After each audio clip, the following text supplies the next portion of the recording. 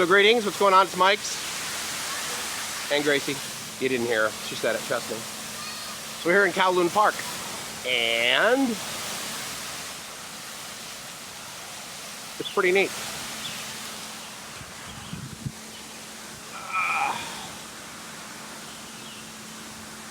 Does it look like it's coming out of my back now? I like it here, man. This is really cool. Hong Kong has a lot of business, obviously. It's a center financial hub. But what I discovered over the last, say, 10 years, like 20 years ago, Hong Kong, way out in front of China. China was backwards from the perspective of the whole rest of the world. And now, they've pretty much leapfrogged Hong Kong in a few areas. Not the least of which is commerce, in the sense that in mainland China, you, without a phone, like, you can't do anything. So you buy almost everything with your phone. And if you have WeChat and Alipay, then you can do stuff. I didn't realize this, but, so you know how everybody, right, has like a driving app and a food delivery app and a, buy something online app. So whether it's Alizilla or Amazon or Lazada or whatever. And then you have your personal credit card information like in your account there, and then you go in and buy it. Well, this is genius. I just learned this today. So Alipay, which is basically Alibaba's payment system. So it's sort of your Google Wallet, Google Pay, Apple Pay. But the cool thing, it's not just it is a payment app that you use in your grocery store or in your 7-Eleven from your phone, or to pay your credit cards, or to pay your cell phone bill or whatever. But here's something that just like, of course, you connect all of your other apps into Alipay. So, for example, Didi, right, D-I-D-I, Didi, which is basically the Uber of over here, which is actually, what's more accurate is Uber is more of like the Didi in America. But nonetheless, Didi also bought out Uber, so they own the market over here, and that is the driving app, right? So you can, and let's say for the sake of argument, you use Food Panda to have your food delivered, or Grubhub, right, in the United States. So, for example, though, what you do, the process is you open up Alipay, you open up your payment app, and you choose what you want to do. It's got a great app. And you do everything from in there. And I'm like, well, of course, right? Because it's like, you don't care whether you're using Lyft or Uber. You care about the experience. And it just so happens that personally, my experience with Lyft is much better than with Uber. So I choose that one. But really, all I want to do is get from point A to point B, and I want to do it with a fairly friendly person in a clean car who's a good driver. So I just go to my payment app, and I'm like, do this for me, get me there. I don't really care who delivers my pizza, whether it's Steve or Andy or Tiffany or whatever. Or whether it's on a motorbike or a car or a bus or whatever. I just want, when I hit submit and pay you for my pizza, I just want it at my house, like as soon as possible. And I want it warm, and I want it, delicious. So that's pretty smart. So I was like, well, you guys really figured it out. Because you have one app and it interfaces with everything. So you just go in there and choose, okay, well, I want, food, or I want medical care, or I want whatever. And it's like, all right, well, I have your money, so I'll just handle it, and it will show up.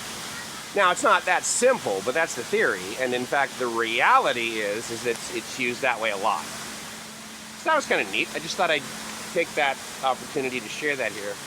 Anyway, we're walking through Kowloon Park, and we're going to go check that out. And, yeah, it's a good day. About 2 in the afternoon, a little bit humid, but overcast and not that hot. And I'm hot wearing a scarf, but I like to be warm. So anyway, this place is really cool, actually. It's, well, I tell you, once again, I'm very pleased with the fact that we don't have to share all this stuff with anybody, really. For a city that's got, I think, oh, she told me this morning, 7 million people? So yeah, I mean, it's a lot of people, but it's about the same amount of the population as Greater Bangkok.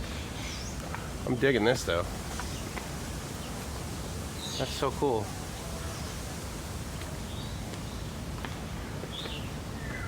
So this stuff, I see it everywhere, and I assume that it is the things that like go on the crosswalks that allow for the blind to be able to see, if you will, where to walk, where to stand. An aviary in the middle of nowhere for free. Okay, that is awesome. Did you see the size of that toucan? No, I don't think you did. Let's see if we can zoom in on this guy. Once again, my lens is imperfect, but this guy's pretty awesome. He just took a swooping flight across his aviary. So, oh, there we go.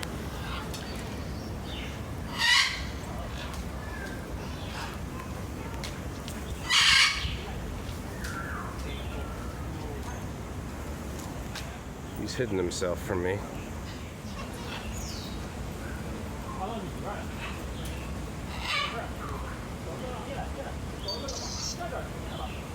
This is great. I love it.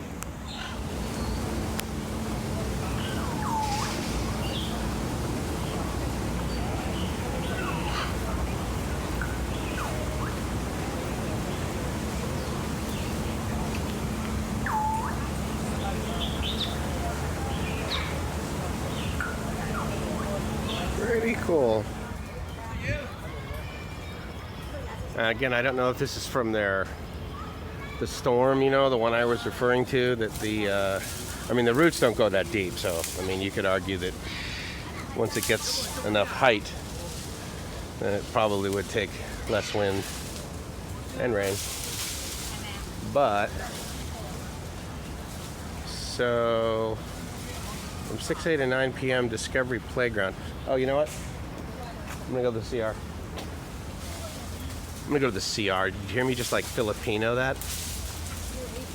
Honey, I'm totally Asian right now because I'm gonna go to the CR. Oh, there's a cannon up there. Helpful in today's day and age. Cannons.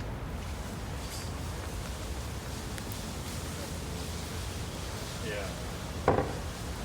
So I wonder if these are sturdier because of the way they grow on things versus the one that we just had back there. Oh.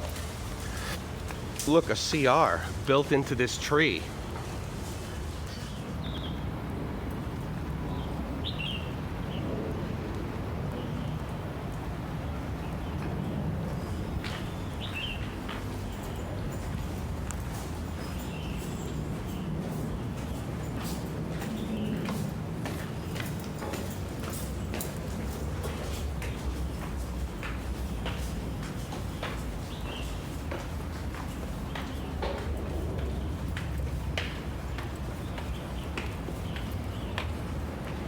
Ta-da!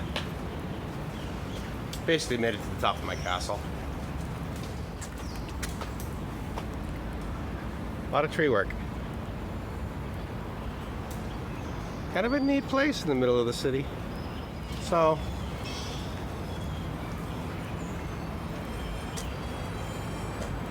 these are everywhere. Huge apartment buildings. Room after room after room after room after room. Thousands and thousands of dollars per month.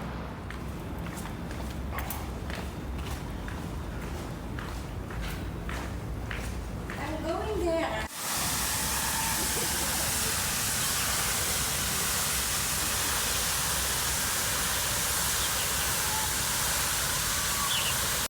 So anyway, it's Mike's and Gracie. I'm livingmyassoff.com saying I hope you're living the dream, because if you are not living the dream, Throwing it around. bam.